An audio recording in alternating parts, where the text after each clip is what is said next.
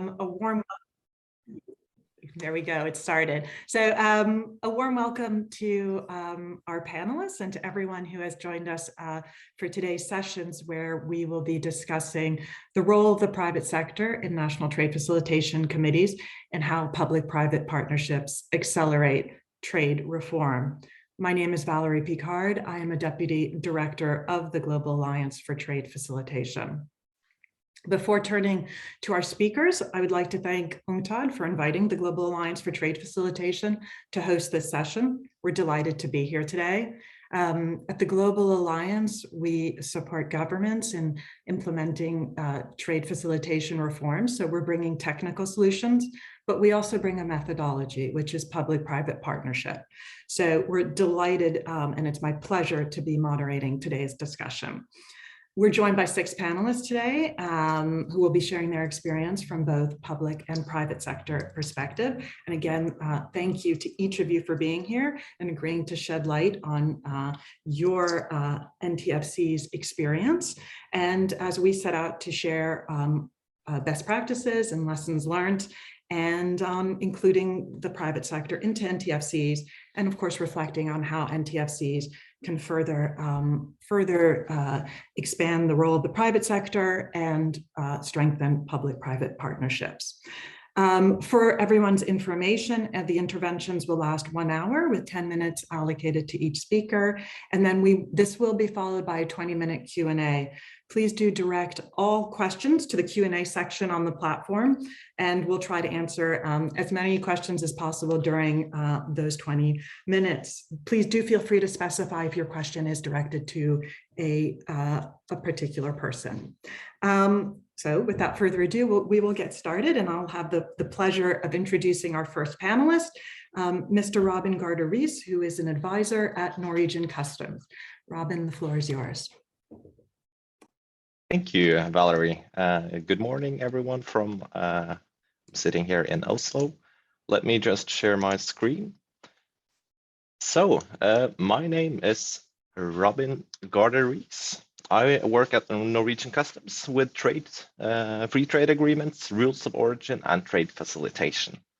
And we in Norwegian Customs, we have the secretariat function for the Norwegian NTFC. And I am the person normally dealing with the organization of NTFC activities with my colleagues. So send out invites, write summaries from the meetings, and the practical stuff.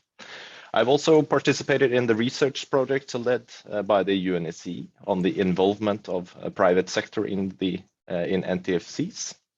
And this white paper, as it turned out to be in the end, is now on public hearing on the UNEC's website. So let me get started. So I got this question. Norway has a long history of, of engaging with the private sector in streamlining trade procedures, and walk us through how Norway started on that journey and how the NTFC was developed. What has enabled this successful expansion of its mandate? So I will do it in this way. I will start by looking at the historical aspects, and after that I will talk about the establishment of the Norwegian NTFC with a focus on participation. And thereafter I will show you a list of the participants in our committee, and finally I will try to seek out some key success factors for the functioning of the NTFC. So let me start with some history. And the public-private dialogue related to trade procedures has a long tradition in Norway. And I want to bring up especially one example. And already in 1966, there was such a dialogue formalized into a council. And this was the Customs Council, which had a legal basis in the Customs Act of 1966.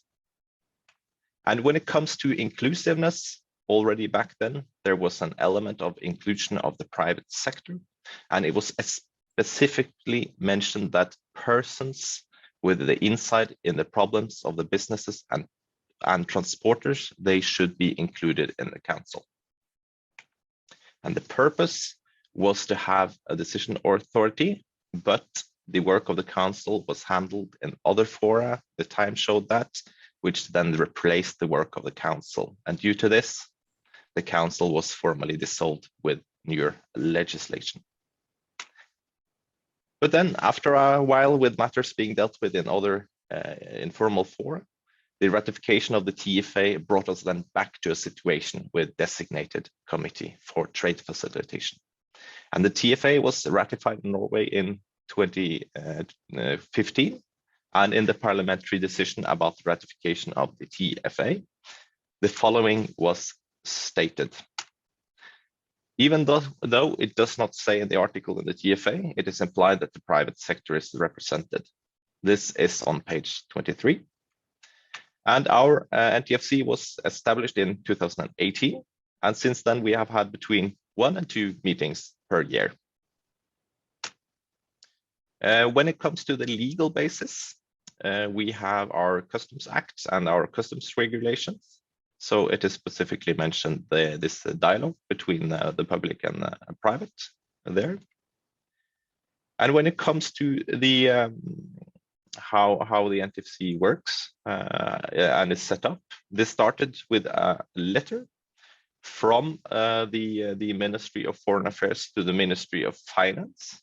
And in this letter, it was stated some different aspects of the functioning of the committee, among others the topics to be discussed in the forum, as well as something very specific about participation. And I want to show you one sentence from this letter. It said, there shall be an open approach to participation, both in terms of permanent representatives and participation dependent on the cases discussed. And I will also want to say that we try to avoid the use of the word members, and we rather use participants because it depends on who is participating. And the current practice is that the private sector is mainly represented by business organizations, but we have opened for presentations from specific companies if relevant to the topics discussed.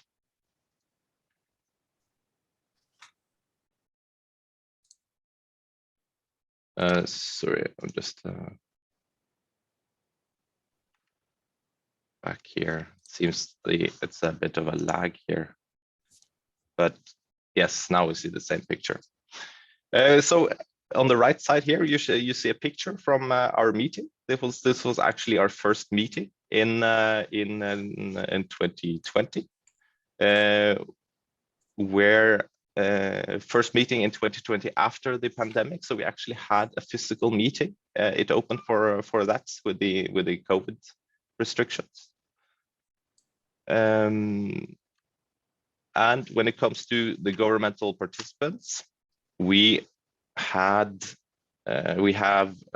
ministries, the Ministry of Foreign Affairs, which I mentioned earlier, the Ministry of Finance, Ministry of Trade, Industry and Fisheries. I will not go through all of these, but it's just to give you an example of who we are.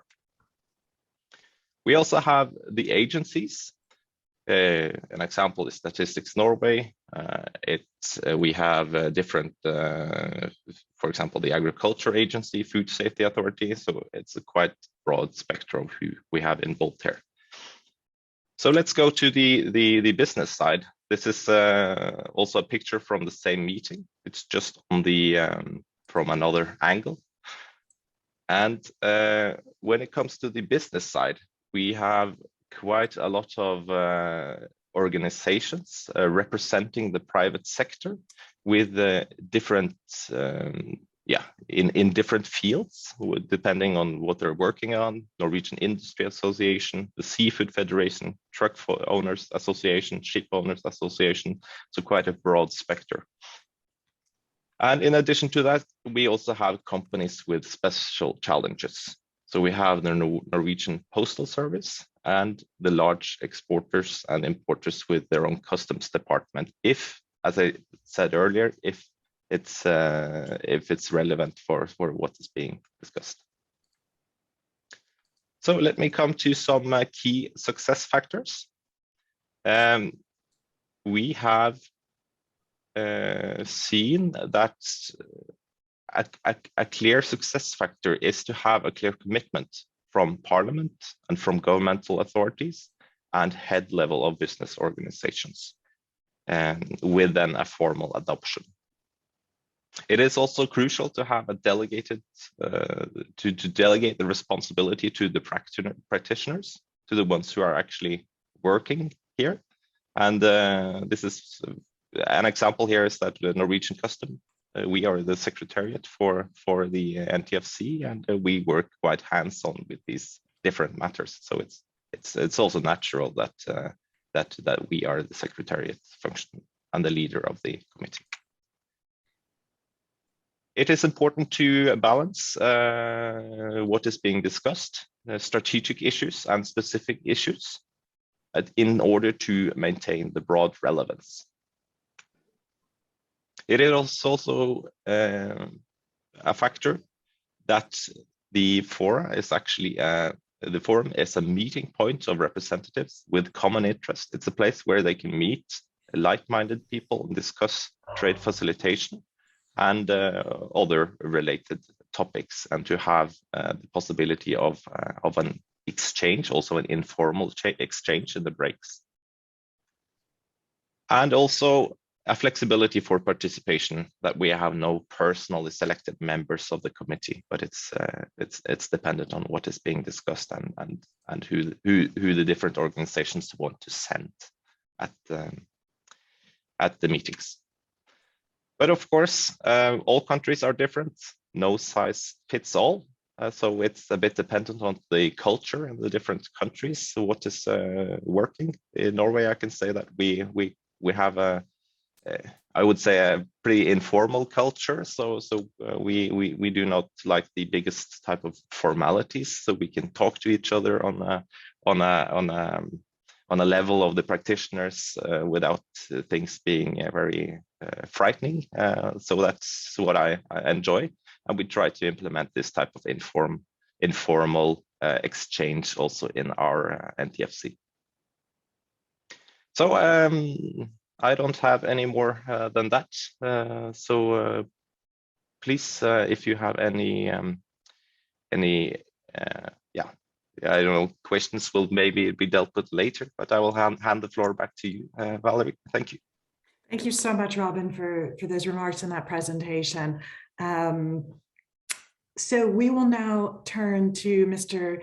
Davinin Busaru, who is the Policy and Regulatory Compliance Analyst for the Kenya Private Sector Association, KEPSA.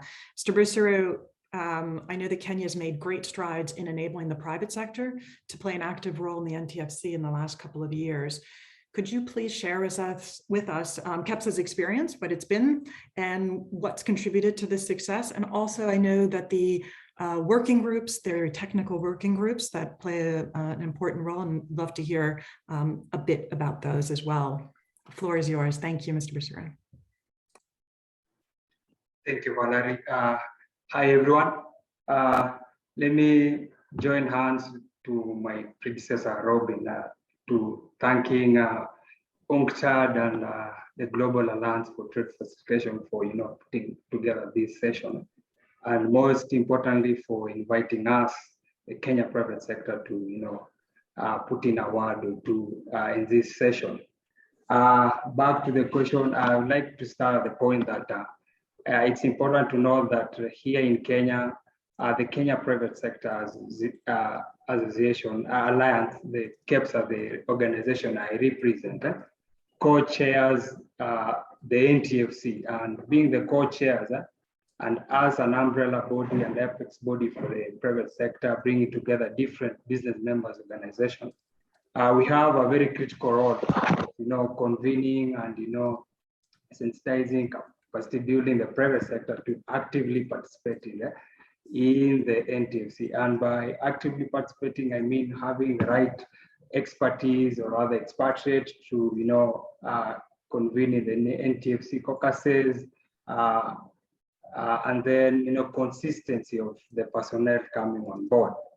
Having said this, I'd like to say that NTFC has given us as the private sector, a very good platform, to expand our public-private dialogue, engagement. I'd like to go back now to the question and just share what are some of the success or other push factors that we see has led to some of progress we've seen in implementing measures through the NTFC and achieving the goals and objectives of the WTO Trade Facilitation Agreement. For us, as the private sector, what we most importantly see as a key push factor for success is you look at the structure, or rather the architecture of the NTFC. It's one of its kind, bringing together different stakeholders, both private and public sector, and in the public sector, bringing key agencies that are bestowed with a key mandate, of implementing these specific measures that are envisioned, to simplify procedures, make it less costlier for us as businesses to export and import. If you look at the structure, we in the Kenya National Trade Facilitation Committee, they are very targeted institutions that are being brought on board. And unlike my predecessors, where they have both, in the government sector, they have agencies and ministries. We ourselves, we know that the NTFC is housed under the Ministry of Trade and Industry. That's where the Secretariat sits. And then now we have different agencies that fall, or rather are bestowed with the mandate of, implementing these measures that have been legally been gazetted. And on the private sector, there are very specific business organizations, with KEPSA being among them. So looking at this structure, I believe that it has picked very critical agencies and key private sector institutions that are able to participate in facilitating, or rather the trade reforms agenda.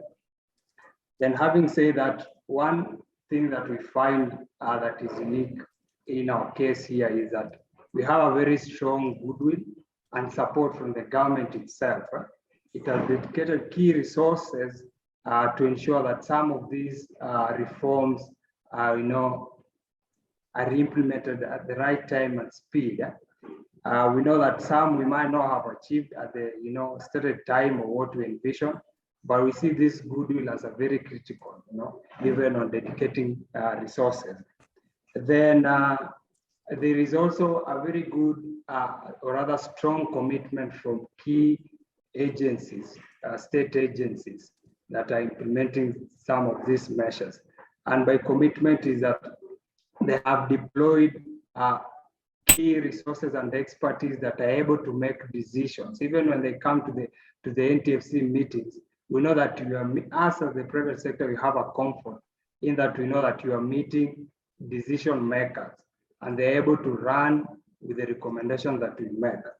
And then another point is that the coordination between the agency and even the private sector that has been, championed by the NTFC Secretariat has been very critical in that bringing us together at a very timely manner and when need arises, and even just bring us together to have some thought leadership in some of these reforms that we want. And just to mention is that through locally here, we have a very good structure of, defined public-private engagement, and we have different platforms that we as the private sector even doesn't need to, rely on the NTFC meetings, but we can meet these different agencies through several PPD structures, to try and engage in matters of reforms that will speed up implementation of TFA. For example, as the private sector, we have structured quarterly meetings with the Bureau of Standards here in Kenya, with the Kenya Revenue Authority and others. This has ensured that besides fronting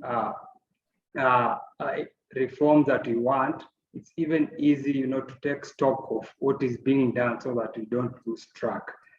And then allow me to quickly go to what we feel that has been a very good role or critical role for the NTFC working groups.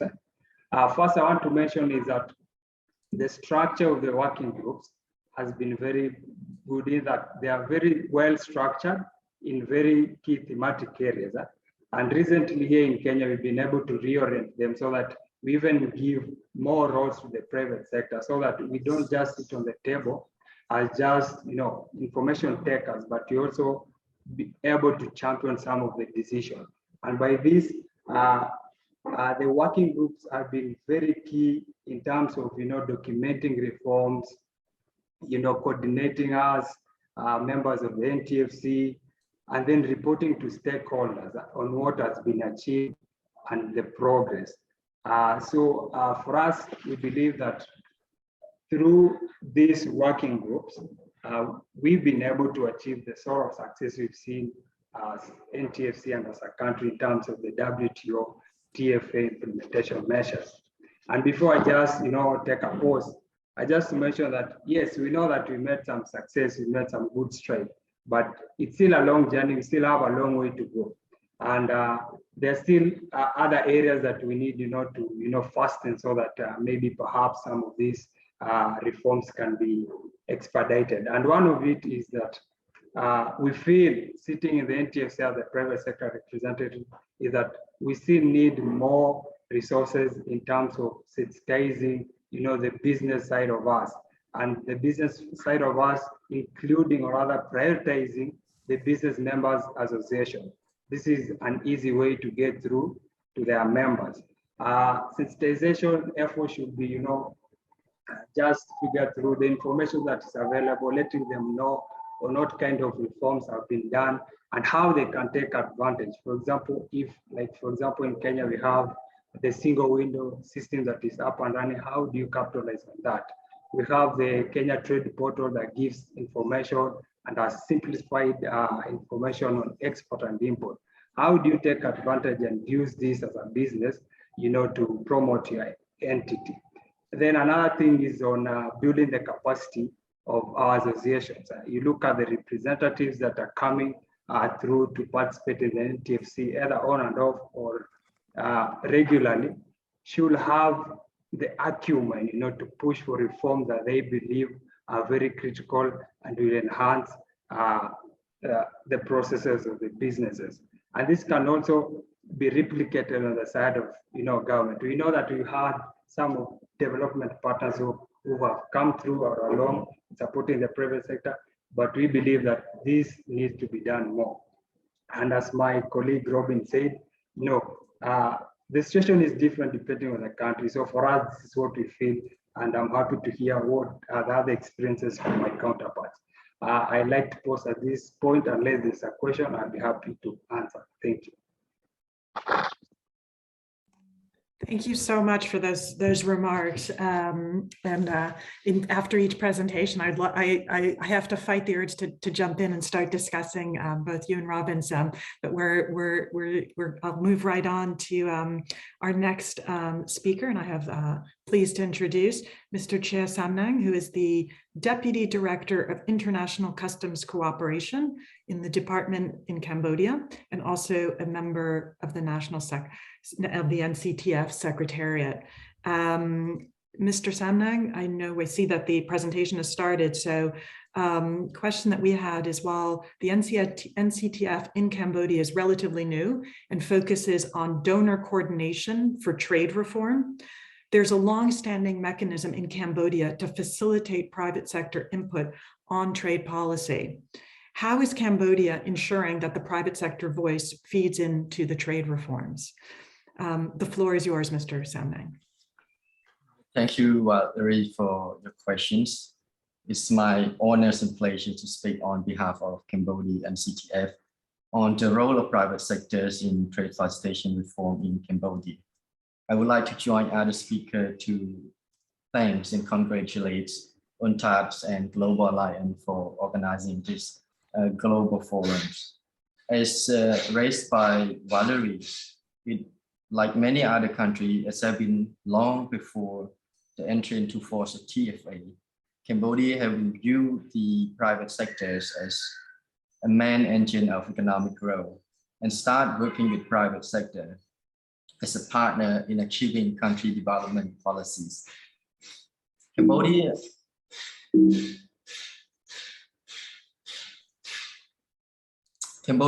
actually have been successfully implemented partnership strategy with the private sector. If you look at this graph, Cambodia. Sorry, Mr. Samna, I'm just going to jump in because I don't think we can see your screen. Let me share again.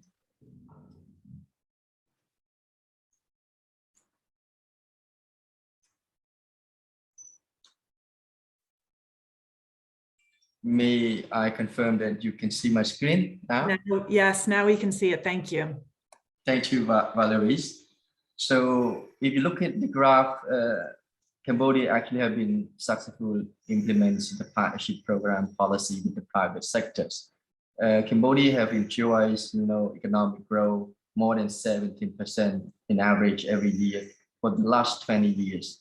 In 2014, World Bank named Cambodia as Olympian of Growth, that Cambodians are able to attain 7.7% growth for last 2 decades, and making Cambodia the 6th fastest growing economies in the world.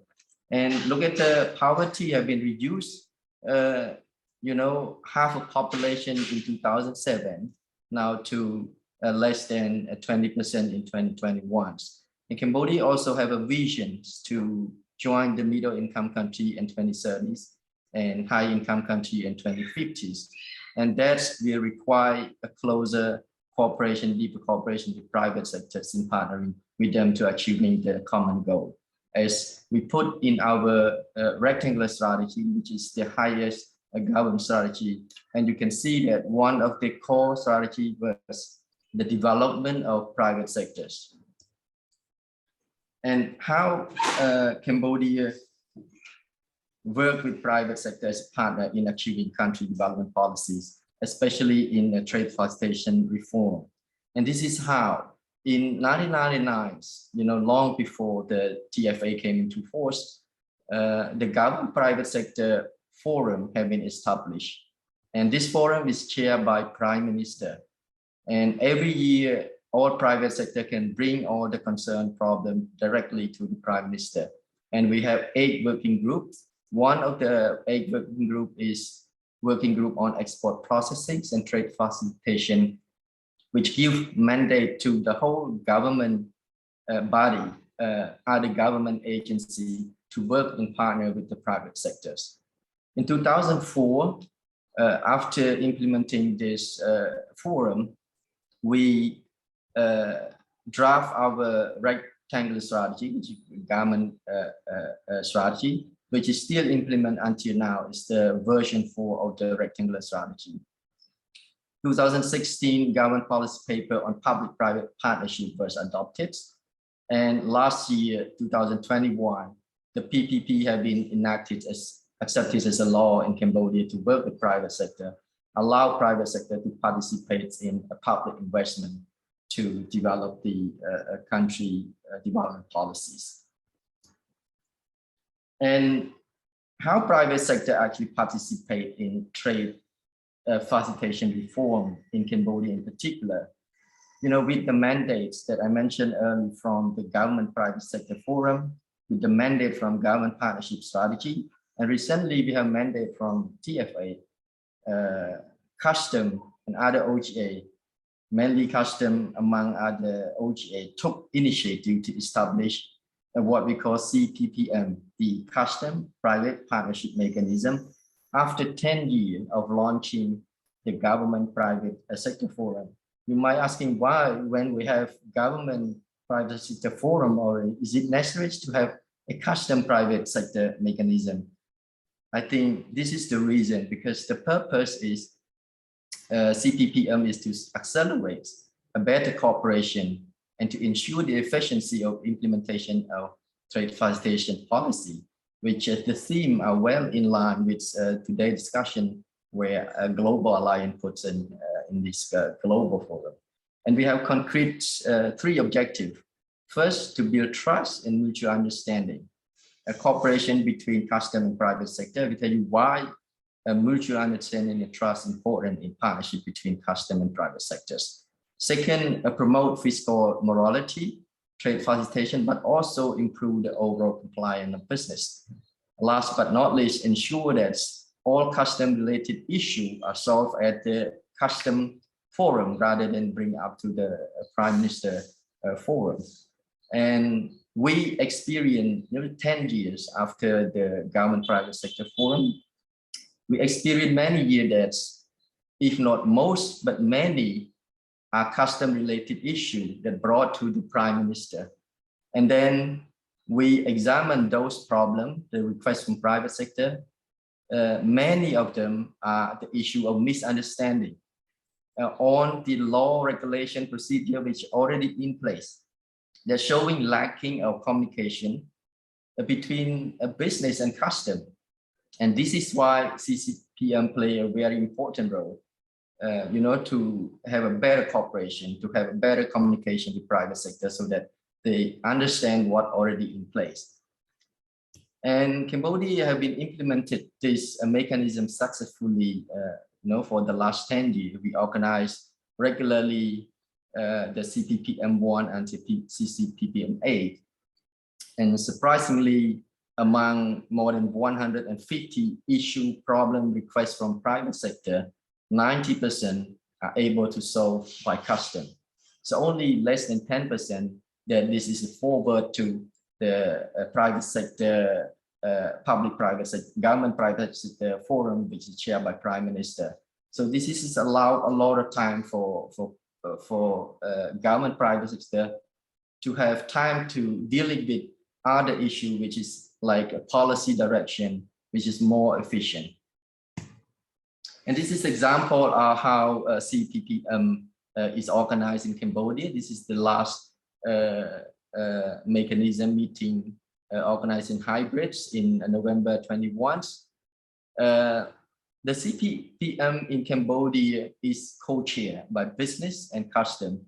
So business have equal voice with the custom. It's different from the government and private sector, which is chaired by the Prime Minister.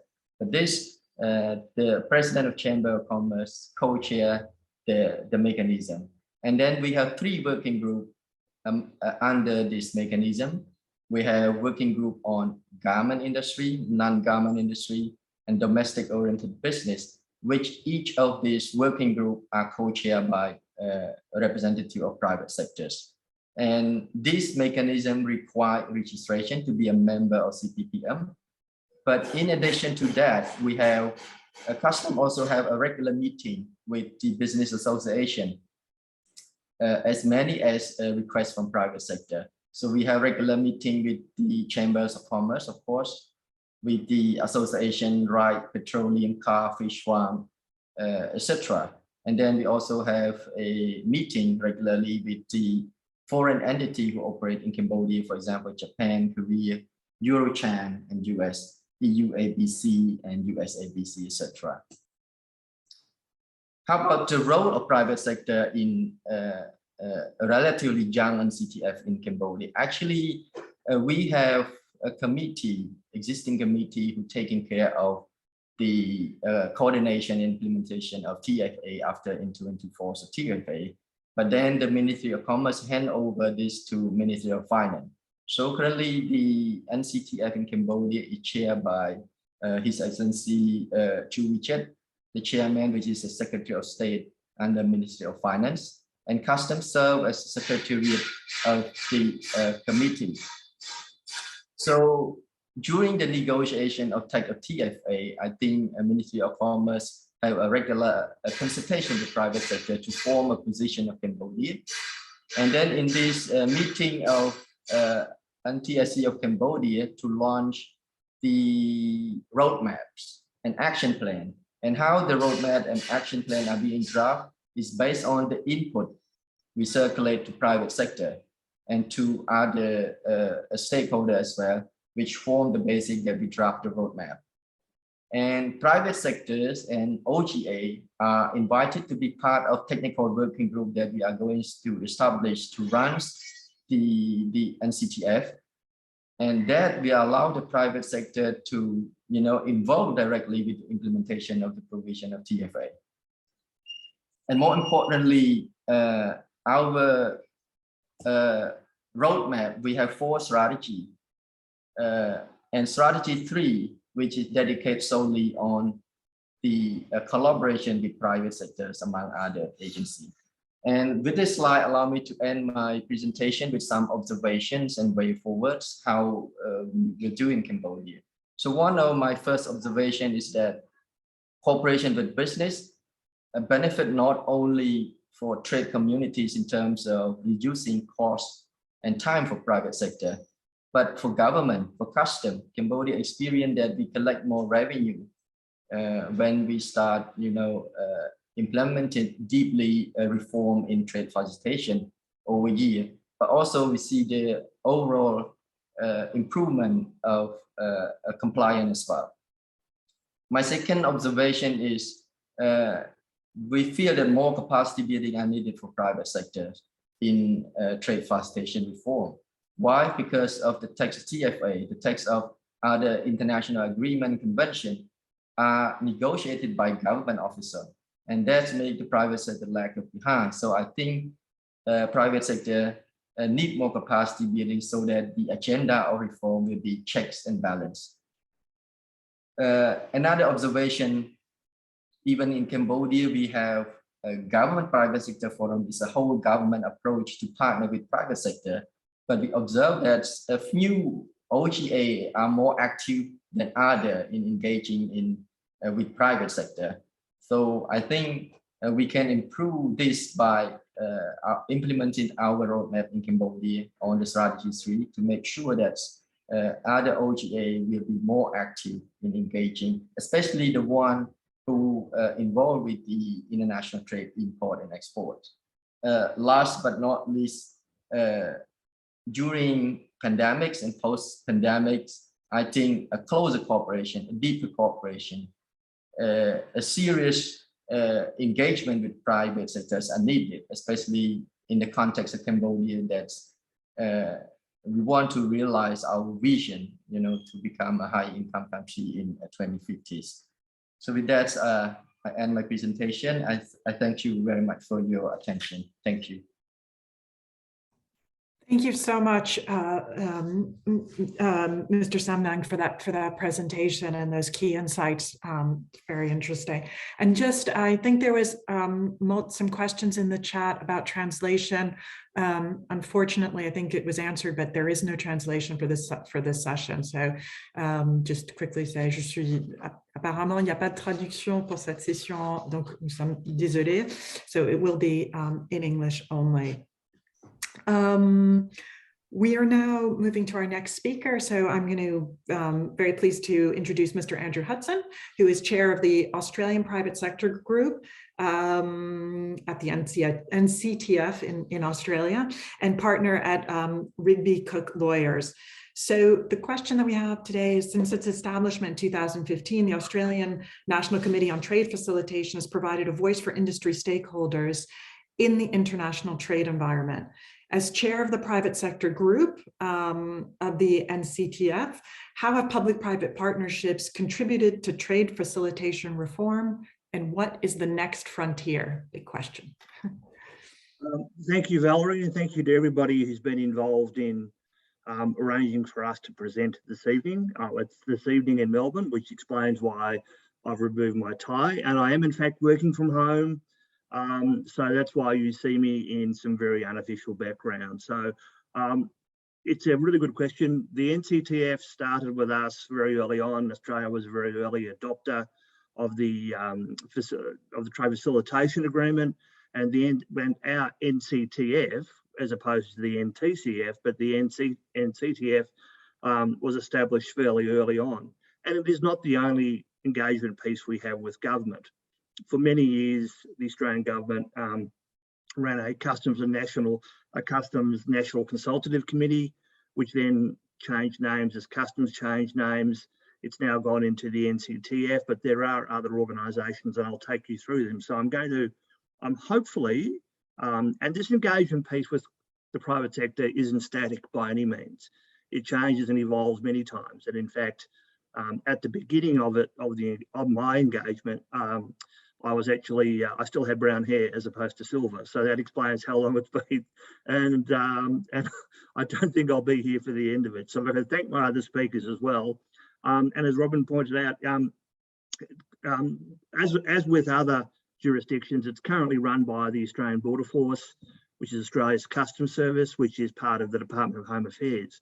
However, probably unlike my other colleagues, there is a view within industry that perhaps the Border Force and Department of Home Affairs are regulators as opposed to perhaps facilitators.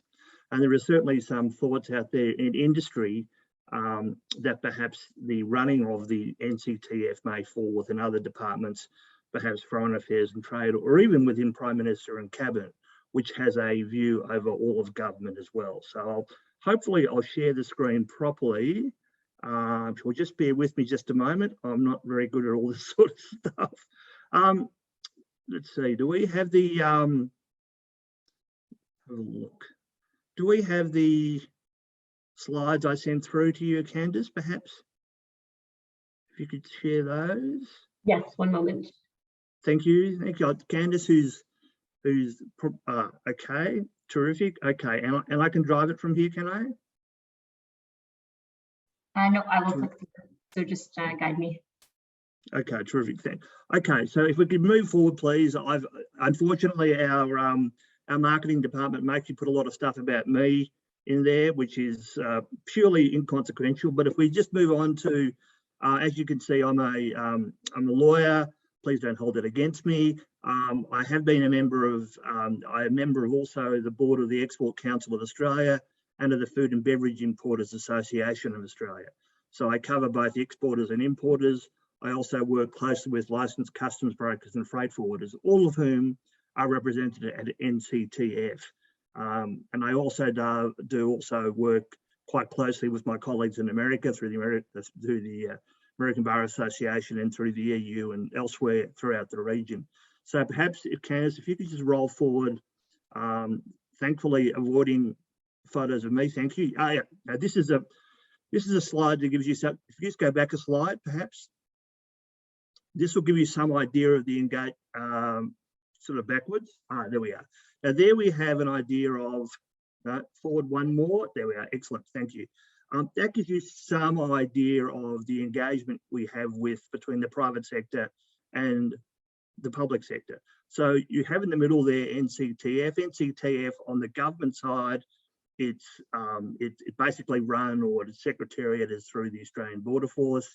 And since we've first started the NCTF, it's not a formal grouping, but Department of Home Affairs, Australian Border Force. One of the issues we've had about 7 chairs in 6 years. So that hasn't really helped them. We've had a lot of churn with public servants involved through because they're moving through different stages. And of course, over the last 2 years, we've been given very heavily over to COVID type issues. But you'll see with NCTF, you'll see we've got some subgroups, the Trade and Goods Compliance Advisory Group, which we call CAG, because we're Australians and we shorten everything. That's probably the most successful of the groups. We get together and talk about technical issues and try and resolve technical issues with customers, and that tends to work quite well.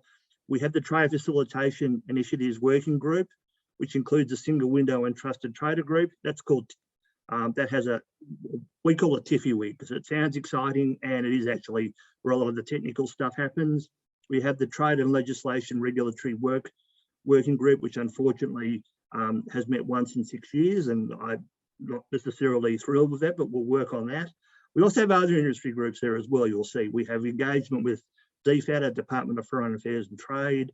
We have an engagement piece with the Department of Agriculture, Water and the Environment. We have a separate one with the Anti-Dumping Commission, and I'm involved with the International Trade Remedies Forum and a couple of its subcommittees. So there's a lot of engagement there between private sector and public sector. I'm involved in a lot of it, which is difficult to explain to my partners a lot of the time, as you can imagine. Once a year, I have to give them a presentation to explain all this, and they still walk away a little bit confused. But the important thing is both parties do commit. And I think one of the things that government recognises and should recognise ongoing is that a lot of us in the private sector, we have day jobs. We do this as part of our commitment to improving the state of regulation and taking these things forward. So we've been very keen on the establishment of these bodies and working forward. So Candice, if you could just move forward beyond that one. Yeah, so, and one more. So we'll give you some idea of, and I've put some links in there because everyone likes a link. I've given you some ideas of some of the examples of private sector engagement through the NCTF. Now remember, from the government perspective, there's the Border Force, there's Department of Home Affairs, there's the Department of Foreign Affairs and Trade, Department of Agriculture, Water and the Environment, there's the Department of Infrastructure, there's the Department of Industry as well. So they're amongst a variety of federal government groups. And I'll come at the end to an issue in Australia. We have a federal system by which the states also have powers in this area and are doing things, which creates occasionally confusion.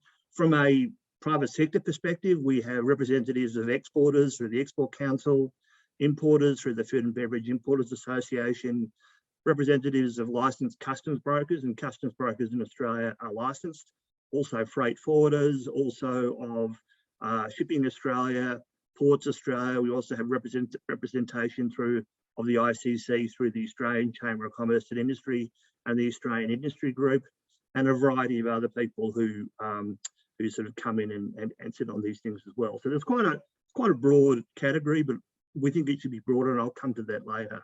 There's a research study there that I've given you a link to talking about Australia's NCTF in the context of other NCTFs. It's a couple of years old now, but it's a very, very worthwhile piece of research undertaken by industry.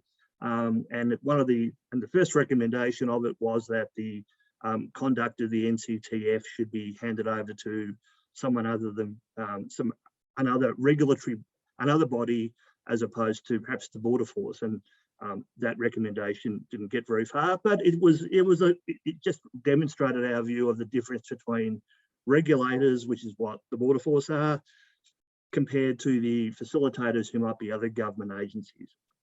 And we also work with the Australian Trade Modernisation regime at the moment, which is very busy. So we have a simplified trade task force, which is conducted by our Australian Trade Commission, a review of alcohol, tobacco and fuel, which is conducted by the Australian Taxation Office, a very broad deregulation agenda being conducted by the Department of Prime Minister and Cabinet, and Border Force are engaged in another number of things, including a regulatory sandbox, which sounds probably less exciting than it actually is, because it actually gives us an ability to set up different regimes for practice for for about a 12-month test period.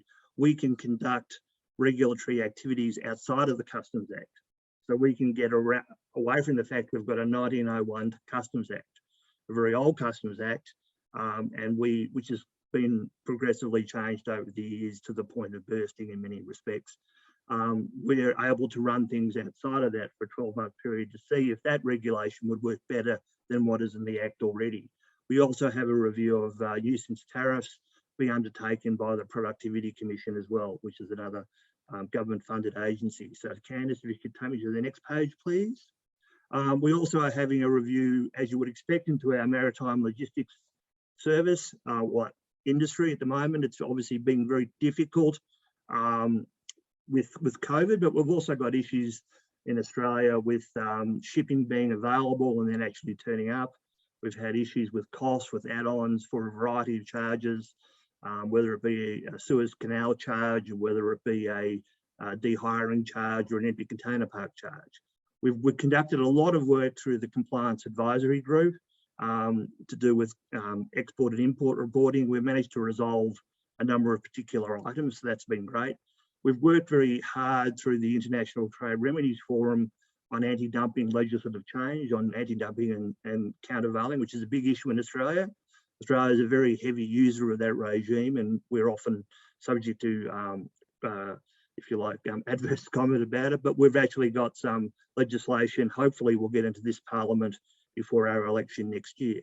We've also undertaken a lot of urgent work on facilitating COVID treatments moving through the border. We've got an international flight assistance mechanism, but we also had to pass regulation, new bylaws to allow COVID-19 personal protective equipment and rapid antigen tests through on a duty-free basis. The only thing that doesn't get in duty-free is hand sanitizer, because a lot of the Australian distillery market decided to go away from gin and vodka and whiskey and produce hand sanitizer, which was an interesting move for Australia, and they all taste different, I can tell you that much. So if you go to the next slide, please.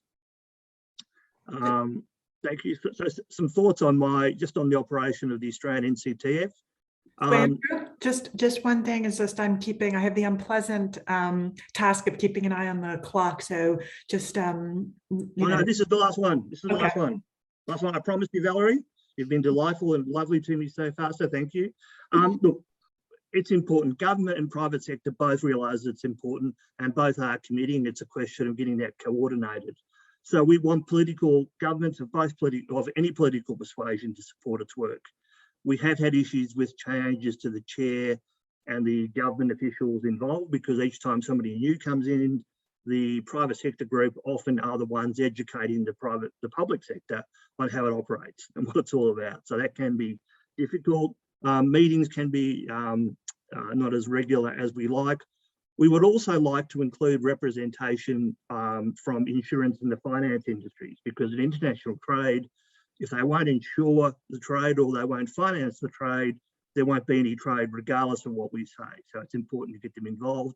We also have the particular issue in Australia that we have state governments which each have their own, it seems, their own agenda about things. One of which is in relation to port reform. There's a new Ports Victoria been established in Victoria, for example. We need to get them to the same table to make sure it is in fact a national body. And with that, Valerie, you'll be delighted. I think I've finished for the time being. So thank you again, everybody. It's a fascinating topic. Thank you very much. Thank you so much, Andrew. And sorry if I rushed you, because those were certainly no, my fault. And really interesting and important points. I didn't want to rush through them. So thank you so much. And so we are now turned to our final speaker, Monsieur Lankinas Zafi Fanona Ernest, who is the Customs General Director from Madagascar. Within the Madagascar NTFC, the government is working towards facilitating the coordination and implementation of the TFA in close collaboration with private sector representatives. What are lessons learned of the Malagasy government of engaging in public-private partnership to implement the TFA? And let me just say, we also afterwards have Mr. Joshi, who will be speaking. So I haven't forgotten about you. So Monsieur le Directeur Général, I'll pass the floor to you. Thank you so much. Hello, everyone. I'm honored to be a part of this forum, and thank you for the invitation. So for Madagascar, we had ratified the TFA in 2016. We have a little presentation. I don't know if you can share it, please, or we can share it from here. Candice, can you share the presentation? Yes, just one moment. Super. Thank you.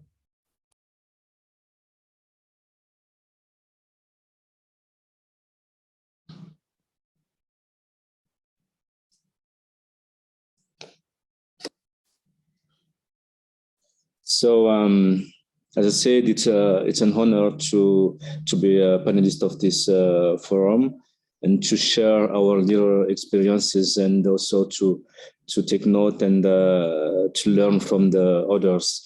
So for us, we ratified the TFA in 2016, and on the same year we founded our National Committee of Trade Facilitation.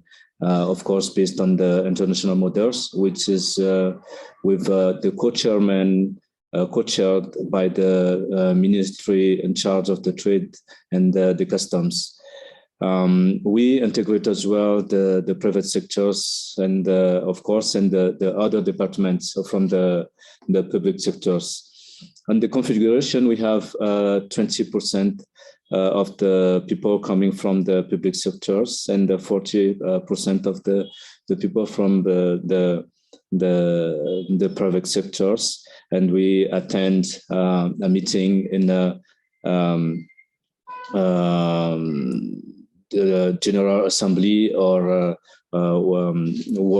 working meeting with all of the steering group, depend on the project, or just to assess how the roadmap will be moving on, and to see how we can adjust it. So the NTFC in Madagascar is working very well. There are participation of all of those stakeholders. We work on our roadmap. We have 18 projects on it, and some of it is with some, other department, public department. Some of it is directly at the customs, but the coordination is working very well, and we assess a good result on implementing our project, and especially all of that is with the approval of all of the members. So with this roadmap, we are working with technical and financial partners, and one of it is the Global Alliance, of course, with a project we was chosen and implemented since last year, and it's very encouraging, especially the way how those project was started with the proposal was submitted by NTFC. So we submit based on the 18 projects we have on our roadmap. We submitted 7 of them to the Global Alliance, and they came to do some scoping mission, which objectively to them to determine the project will have a very high and concrete impact, can be realized in a very short term.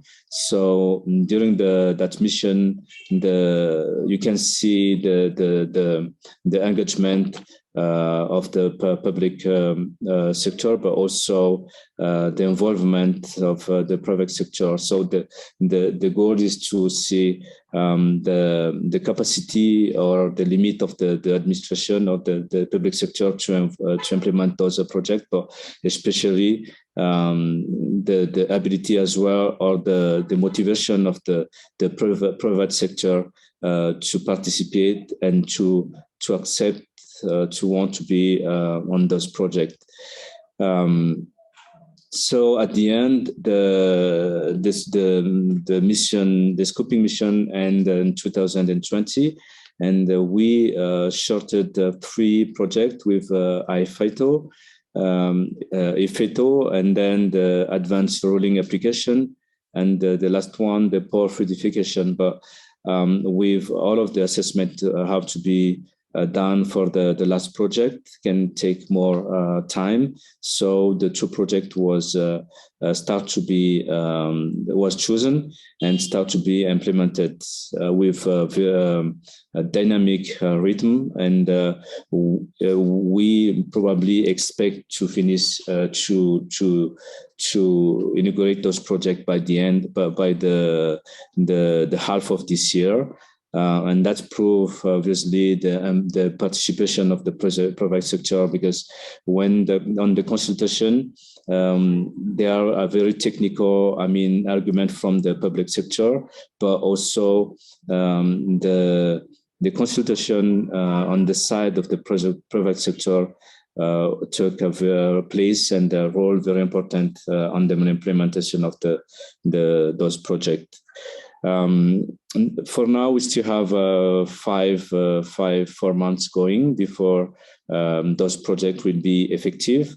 But with the way how it was handled, the progress we see right now, we are confident that it will be very positive. The impact will be positive, and the target will be attained for those projects. the private sector are very excited when we have a meeting. They ask a lot with how the processes work, it's going on, and especially those two projects we reduce the time and give the cost. Reduce cost for the exporters and the importers as well. So it's a very successful from our point of view. As we all know, the reform preconized by the TFE, which are based on the transparency, the simplification, and the harmonization, are very, advantageous for all of the trade community.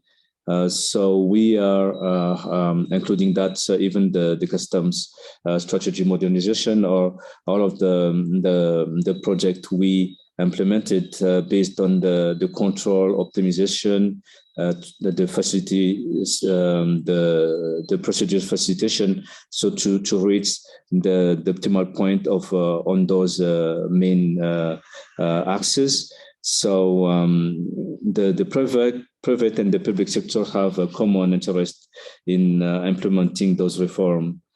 We are in the active participation of the private sector with a win-win partnership, and of course, just to facilitate the trade and assure the effectiveness of the trade facilitation agreement.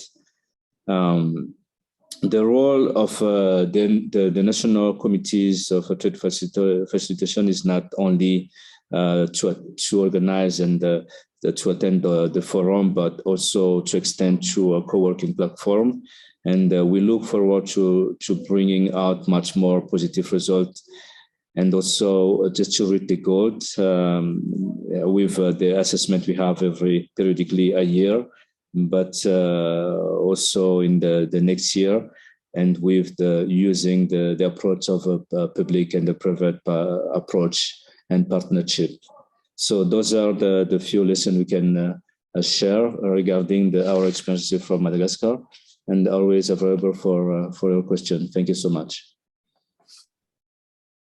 Thank you so much for those kind remarks. And yes, it's been, from the Global Alliance perspective, an absolute pleasure for us to be collaborating with the NCTF and Customs on our projects there. And we credit the strong vision, and indeed on the ground that we found from you. So it's so thank you, and absolutely through the public-private partnership prism. So finally, we will be going to now our last speaker, who's Mr. Bharat Joshi, who is co-chairman of the Confederation of Indian Industry, CII, and the National Committee on Shipping and Logistics, and also director of Associated Container Terminals Limited. Mr. Joshi, in India, I know there's a very strong private sector representation within the Indian NTFC, and also very strong private sector associations, including, of course, CII, which is a very strong voice in India. Could you speak to us about your experience with the Indian NTFC, please? Namaste, good day, good evening. To all of you. I realize this is a very diverse audience, not only in what you do, but where you're listening in from. So firstly, greetings, and also my thanks to UNCTAD, the organizers. I'm delighted to be part of this August forum. Also my thanks to Valerie for giving me the last word. And to reciprocate, I will be mindful of the small time constraint we have, and I will attempt to be brief. Valerie, you've posed a very interesting question, and I'll try and address this as best I can. Now, trade facilitation, which especially in the Indian context, has huge meaning in terms of reduction of both transaction time and transaction cost through the rationalization of documentation and border compliances in trading across borders which has been indeed the major area of reform of the government of India for the last several years now. Now, implementation of the World Trade Organization's TFA or Trade Facilitation Agreement from February of 2017, which really is 5 years ago, almost to the day, has provided further momentum to this initiative by mandating introduction of reforms to expedite the movement, release, and clearance of goods and promoting effective cooperation between authorities and among trading partners.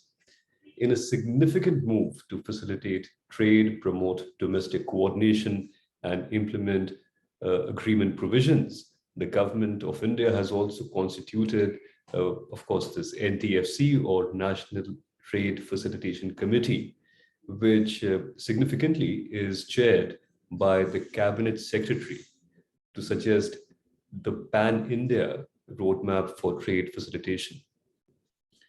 Now, working towards its prime endeavor, our NCTF has played an important role in reducing the high cost of imports and exports so as to integrate our cross-border trade with the global value chains by undertaking several reforms, a huge spectrum of this. In fact, yesterday was our finance budget, the annual exercise, which actually continues this reform mandate of the government.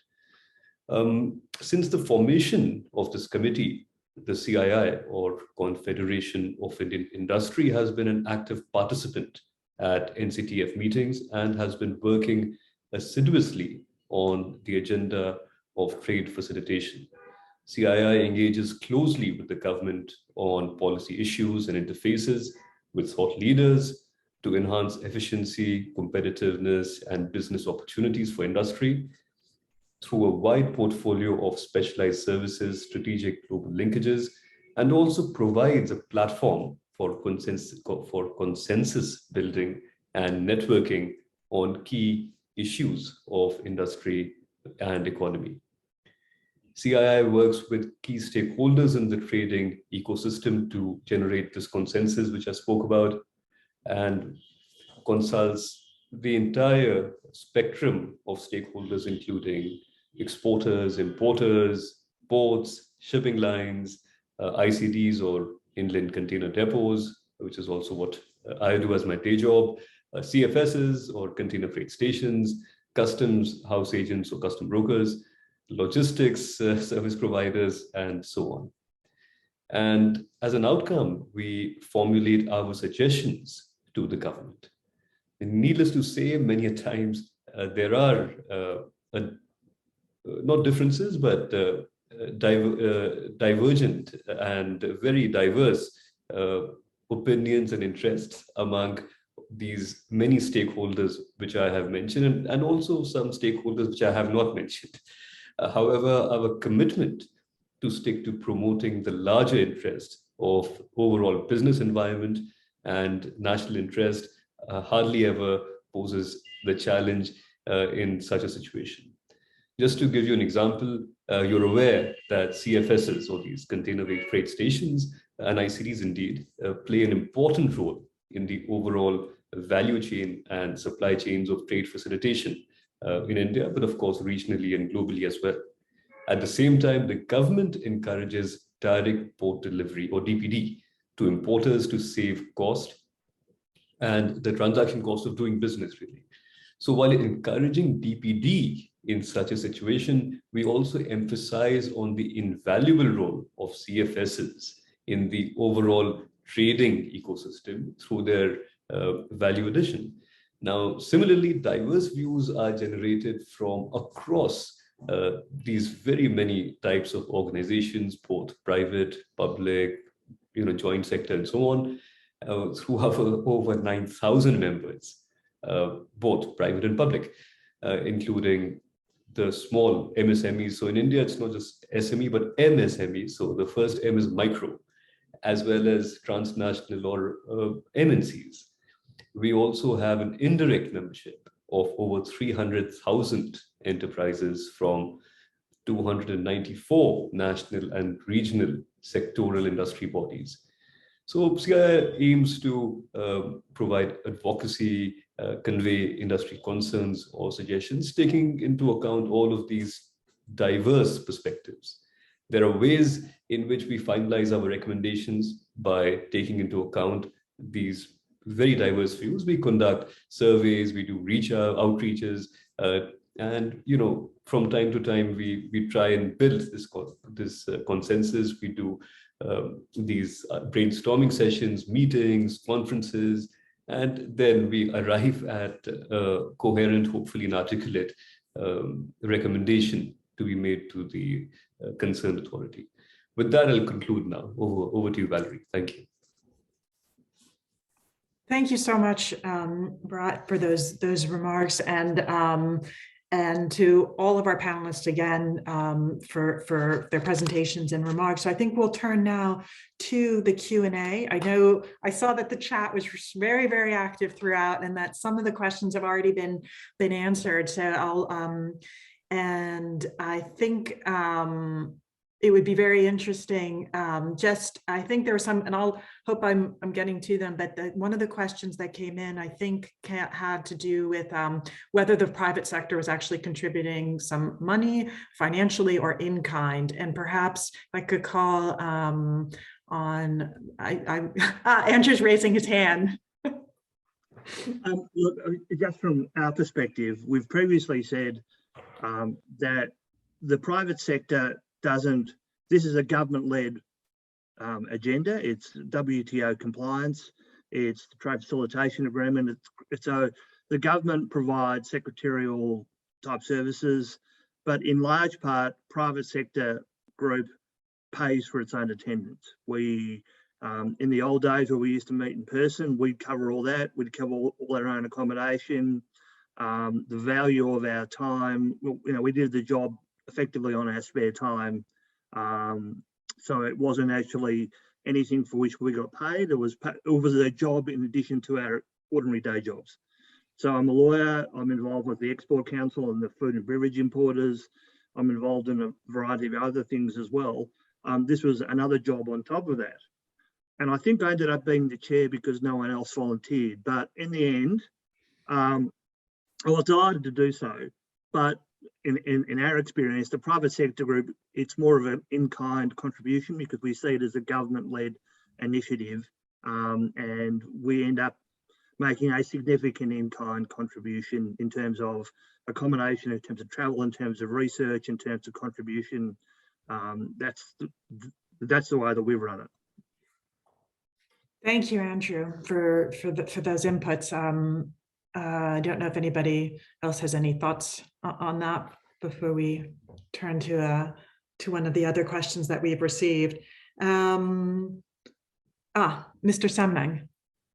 Yes, Valerie, if I can contribute in the experience of Cambodia, when for example, the mechanism is initiated by government, so there is no fee for membership or contribution in kind from private sector.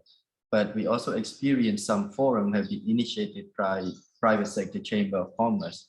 So those organizations have to be organized by private sector. So the member have to pay in kind, to join the private arrangement. In respect to TFA implementation, there are some provisions that actually require the participation from private sectors in terms of investment of infrastructure. For example, the expect consignment, pre-arrival clearance. If you read the provision of that, in exchange for expect consignment from custom, from government sector, private sector, to provide the enough infrastructure for that as well. So I think that's a quite typical example, but largely there is no that requirements. Thank you, Valerie. Thank you very much. I see Robin, you have your hand up. Yeah, I can also say a bit about how this is in Norway. We have an own budget post in customs where we, for example, pay for the meeting rooms where we have for the food, for the meetings. So that type of organization is paid by us. But when it comes to the participation itself, if they have any travel expenses, need accommodation, that is something they need to do themselves. So that is how it is in our country. Thank you. Thank you so much, Robin. I don't know if it was who raised their hand first. So I'll just go by who I saw on the screen. It was Kenya. Okay, so Mr. Bissoureux, the floor is yours. Thank you, Valerie, and I just want to agree with Robin, and Andrew, and Chair. But there's also one contribution that I want to bring to the attention of the participants, that yes, the private sector, and I being coming from the private sector, we contribute in kind. And one important element is that we offer the expertise, sometimes on ground and even in the technical working groups. And then secondly, also, like Andrew mentioned, we also try and help in some areas on evidence-based reform agendas, where we conduct studies, whether to see what will be the impact if we implemented these sort of measures, and if not, what will also be the negative impact on the businesses and even the government in terms of even losing revenue and whatever. So yes, I agree with others. Importantly, we contribute expertise, studies, we pay for accommodation in the other meetings, and transport and everything. So yeah, that is it for me. Thank you, Valerie. Over to you. Thank you so much. And now I'll pass the floor to Mr. Ncts. Yeah, thank you so much. From my opinion, there are many the private sector can do. The private sector is the one who will handle the impact of all of the process and all of the improvement and all of those reform. I can take the example of the time release in Madagascar. So one project we try to implement can save $100 million to release to make better the time release of the goods, and that's from the private sector. They are on the same time the one who maybe can participate on the discussion to agree and then to implement the project, but they are also the one who will benefit all of those process. So I think I agree that it's not only about the financial. We can have also those PPA or PPP. The private sector can contribute as well. It's not limited on that, but along all of the process, they can contribute in different way with the ideas, with to see which one will be the best, and of course the financial on the same time. Thank you. Thank you so much, and thank you to everyone for those very insightful responses that we join in. I think from a Global Alliance perspective, and seeing sort of the depth of the in-kind contributions and the rolling up of sleeves alongside our government, also alongside government partners. I think there was also a question around the fact that some NTFCs in some countries don't always have the power to influence agencies to change the way they're operating. And so perhaps on sort of this sort of relates to sort of the power of the NTFCs. Don't know if any of the panelists have some lessons that they could share from their own experiences on that question. I'm happy to volunteer for a start. We are essentially a consultative body. We'd love to have some power, but we know that the actual power in terms of implementation, changes to procedure, and in particular changes to legislation are reserved to the government agencies, the government and its agencies. So we have whoever happens to be the governing party and its agencies, the ones who have effectively the power. So we have a power of consultation, we have a power of persuasion, which hopefully is useful sometimes, And we actually have the power of, we're actually able to bring some good ideas to the table, taken from our own practices and what would work. But ultimately, the decision as to whether an implement, so the NCTF makes recommendations. They go to the relevant ministries, and then they go to political discussion within cabinets, within government, as to whether they should be implemented or not. So we can ask nicely, and we do ask nicely, but at the end, ultimately, at the end of the day, it's ultimately a decision of government or its agencies as to what gets implemented. Robin, thank you, Andrew. And Robin. I think Mr. Samnang was before me, so I'll let him go first. Okay, thank you, Robin, for giving me the floor.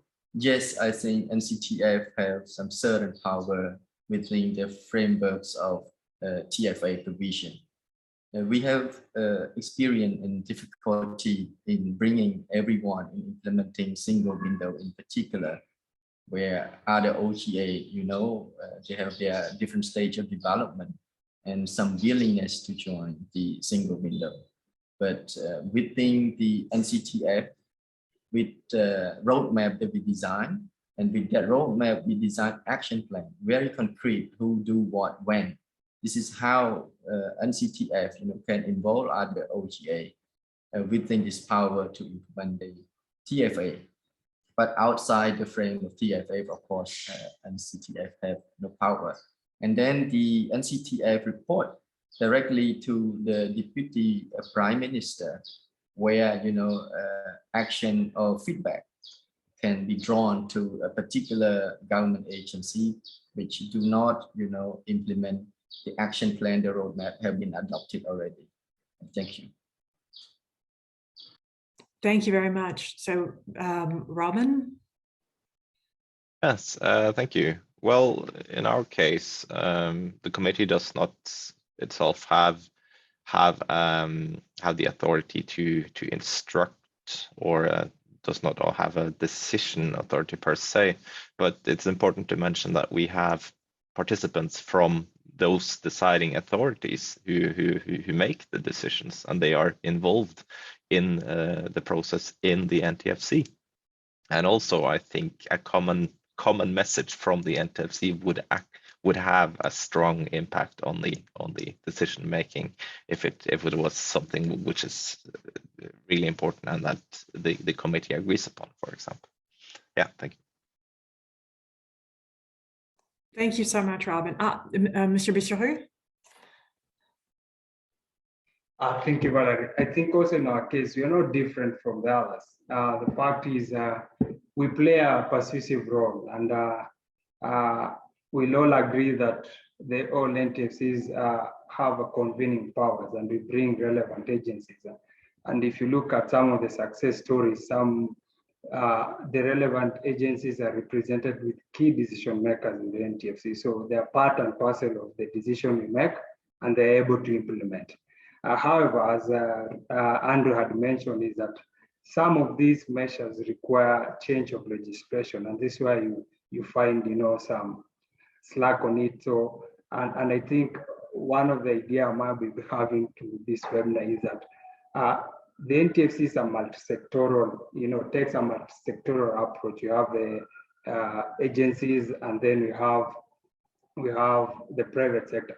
But I've looked at all the presentation and all the presenters. If you look at the membership, we give a blind eye to, you know, the legislative arm of the government. So the parliament is not presented anywhere. So I'm just thinking maybe this could be an opportunity to rethink how do we rope in this legislative arm of the government so that they don't just get to hear of these reforms, that they understand the importance of the reforms from the start and they're part and parcel of the process. Thank you, Valerie. Thank you so much. Mr. Nankana? Thank you. Of course, those issues are happening I think in the main country. For our case, it depends on the level of the decision. If we have the customs who there you have the Ministry of in charge of the trade there, but there are all of those departments here, they are in process as well. And if only the team inside of the steering group, we can work perfectly because everyone understands the importance of the reform. But if the decision have to go upper, and the minister, it start to have difficulties. So the solution we have here is we are preparing the governmental forum, so inviting all of the minister and share with them what is the reform and how it is important. That's one of the solutions, but also now instead to have it on 2 departments under 2 ministry, maybe to put the coordination under the Prime Minister. The Prime Minister, the office can take the lead. That can maybe resolve a lot of things as well, but it's really depend on the decision have to be taken. Thank you. Thank you so much. I think we're about 4 minutes from the end. So Andrew, I'll hand it over to you for perhaps. Look, just quickly, if I can compare it to in Australia with our anti-dumping provisions, we have an International Trade Remedies Forum. Its existence is guaranteed by a provision in our Customs Act. Its membership is prescribed by the Customs Act, and the relevant minister, which is the Minister for Industry, Science, and a whole bunch of other stuff. The minister actually attends all of our meetings and is ultimately the person who meetings of the ITRF, but not the subcommittees. But ultimately, the minister is directly involved there. In other words, the decision maker who has responsibility for that. Now, the problem for us, in some cases, in Australia, we've had 4 ministers in 3 months. So that does cause a problem.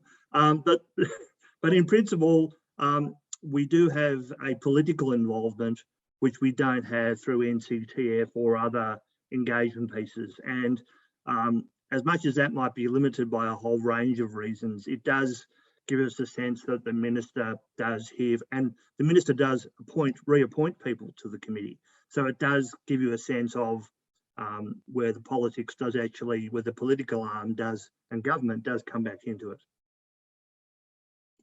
Thank you so much, Andrew. And I think with only 2 minutes left, I don't unfortunately think we have time to take more questions, but I think this is a good place to stop because there's what we've seen is that I think it's a whole of government approach, and we've heard also it's a whole of private sector approach.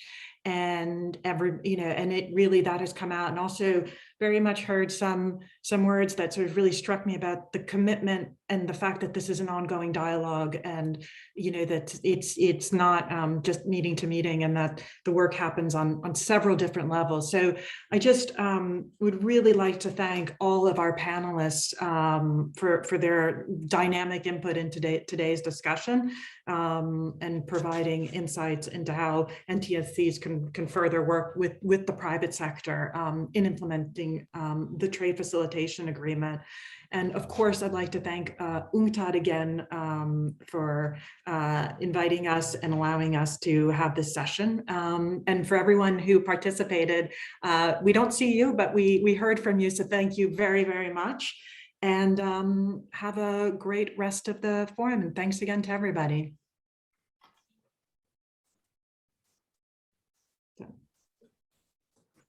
Thank you, Valerie. Thank you, everybody. Great being here. Thank you. Have a great day.